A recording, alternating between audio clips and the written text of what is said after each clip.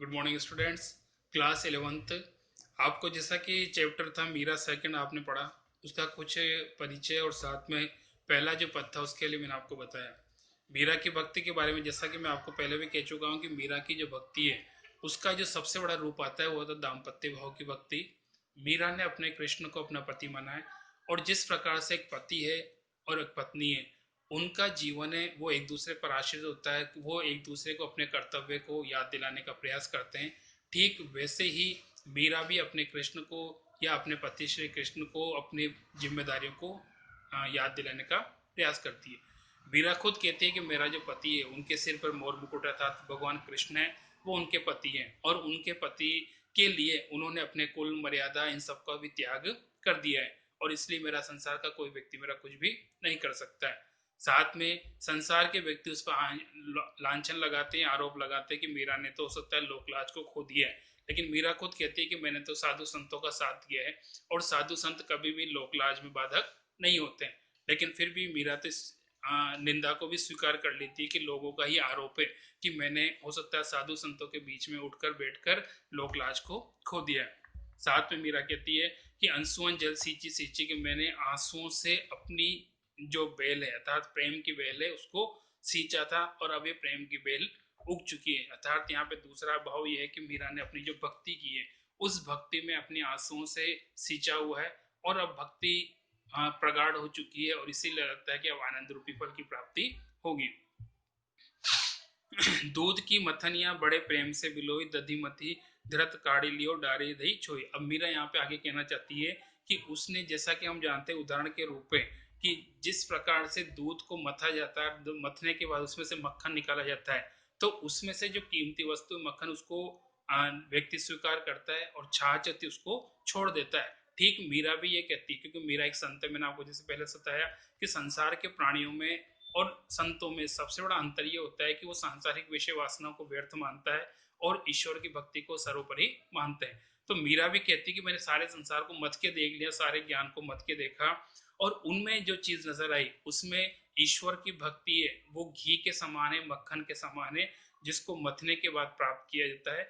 और बाकी जो बचा सांसारिक विषय वासना ये वो सब कुछ छाछ के समान है, जिसका कोई महत्ता नहीं है। और इसीलिए मैंने इस छाछ को छोड़ दिया है और सिर्फ मक्खन को अर्थात कृष्ण को अपना लिया है। भगत देखी राजी हुई जगत देखी रोई। और मीरा वापस कहती है कि मैं साधु संतों को और ईश्वर के भक्तों को देखती हूँ तो राजी होती हूँ, प्रसन्न होती हूँ, खुश होती हूँ, और सारे संसार को जब देखती हूँ तो मैं दुखी होती हूँ, क्योंकि आपको पहले जैसे समझाया कि सारा संसार विषय वासनाओं में डूबा हुआ, ईश्वर भक्ति से वो दूर है। और संत संत व्यक्ति ये चाहते हैं कि सारे संसार के व्यक्ति ईश्वर भक्ति में ध्यान दे, न कि सांसारिक विषय वासनाओं में। दासी मीरा लाल गिरधर तारो अब मोही। अब मीरा अंत में वापस अपनी बात होती है कि हे कृष्ण, मैं तो आपकी दासी हूँ। अब यहाँ पे जो दासी शब्द है वो दास्य भाव से आता है, तो मीरा ने अपने आप को कृष्ण की दासी के रूप में माना है, और वो ये कहती है कि हे कृष्ण, मैं तो आपकी दासी हूँ और मेरा भी आप उद्धार कीजिए, क्योंकि आपने अपने कई दासों का उद्धार किया है, तो मैं भी आपकी दासी हूँ, इसलिए आपका भी कर्तव्य बनता है कि आप मुझे मुक्ति प्रदान करें, मुझे उद्धार करें। सेकंड पे आता है पग घुंघरू बांध मीरा नाची।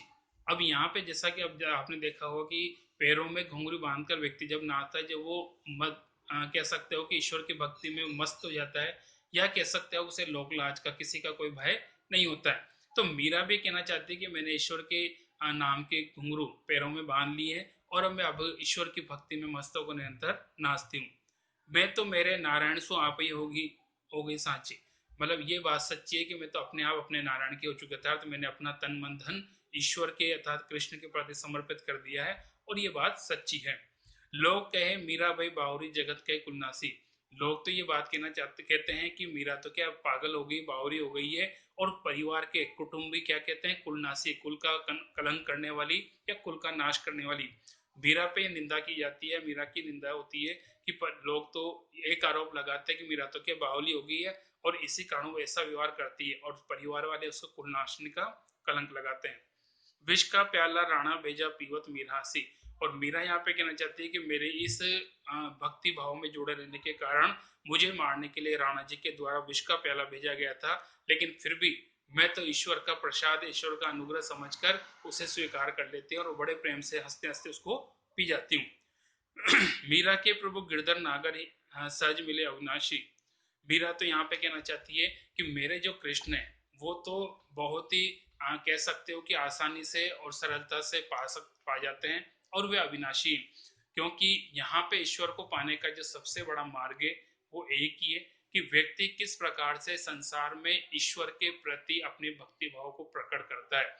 अगर व्यक्ति सांसारिक विषय वास्तव में रहने के बावजूद उनसे ग्रसित नहीं होता है और अपने ईश्वर के दायित्व को और ईश्वर की प्रति भक्ति को रखता है, तो निश्चित तौर पर ईश्वर को पा सकता है। और मीरा ने यहाँ पे अपने परिवार, नाते, रिश्तेदार, कुटुंबीय सबका त्याग कर दिया। उसे एकमात्र आश्रय था, वो था अपना पति श्री कृष्ण।